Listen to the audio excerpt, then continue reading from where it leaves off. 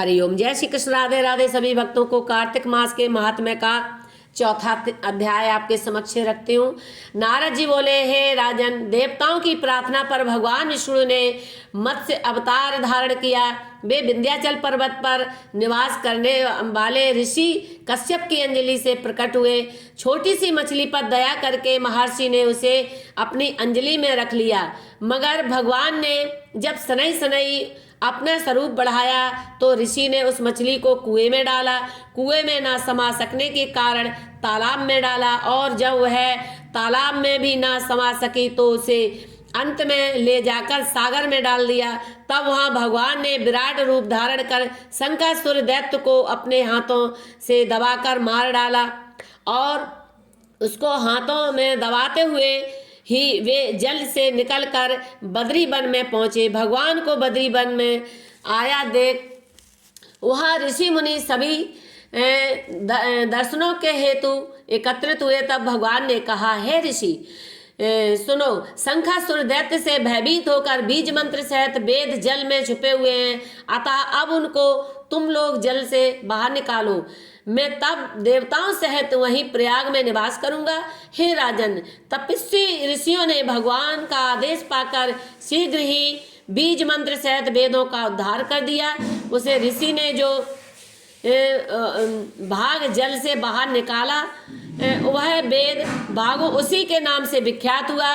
ऋषियों ने वेदों को लाकर भगवान के समक्ष रखा। वेदों को पुनः प्राप्त कर ब्रह्मा जी तथा समस्त देवता महान प्रसन्न हुए और उन्होंने अश्वमेध यज्ञ किया। उस यज्ञ में समस्त देवता गंधर्व आदि उपस्थित हुए। देवताओं ने भगवान की स्तुति करते हुए कहा, हे देवेश, आपने हम पर बड़ी कृपा करके वेदों का उद्धार किया है।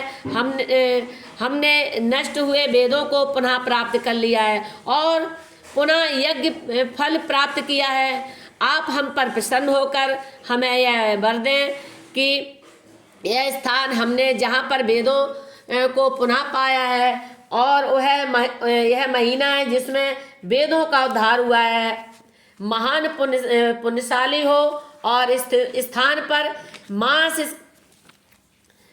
इस स्थान और मांस के सेवन करने वाले प्राणी ब्रह्म हत्या शरीर के पाप से भी मुक्त हो।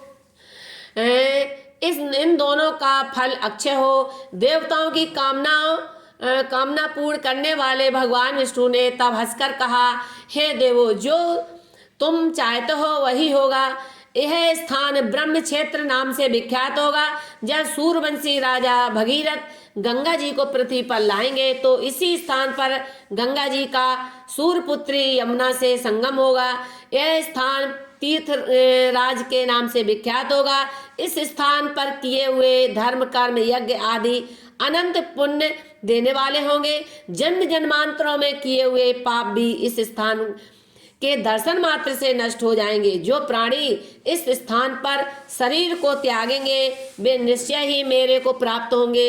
जो इस स्थान पर श्राद्ध करेंगे उनका पितृगण अपने पापों से मुक्त होकर मेरे लोक को प्राप्त होंगे। माघ मास की मकर संक्रांति को यहाँ संगम के जल में स्नान करने वाला प्राणी अपने समस्त पापों को नष्ट कर मेरे लोक में जाएगा। हे ऋषि जनों, इस बद्री वन में मैं सर्वज्ञ रूप में निवास करता हूँ, अतः यहाँ निवास करने वाले प्राणी सहज ही मुझे प्राप्त होता है। वह निश्चय ही जन्म जन्मांतरों के पापों से मुक्त होकर मेरे समीप आ जाता है। सूत जी बोले, हे ऋषि जनों, इस प्रकार वेद देवताओं को समझाकर और तीर्थराज प्रयाग का महात्म बताकर भगवान विष्णु ब्रह्मा जी सहित अंतर्ध्यान हो गए। हे ऋषियों, हे मुनियों, यह कथा महान फल देने वाली है। जो प्राणी इसको पढ़ते सुनते अथवा सुनाते हैं उनको प्रयागराज और बद्री वन में निवास करने का अक्षय फल प्राप्त होता है। उनके समस्त पाप सहज ही नष्ट हो जाते हैं और वे मोक्ष प्राप्त कर भगवान श्री हरि के चरण कमलों में स्थान को प्राप्त पाते हैं। जय श्री कृष्ण। राधे राधे।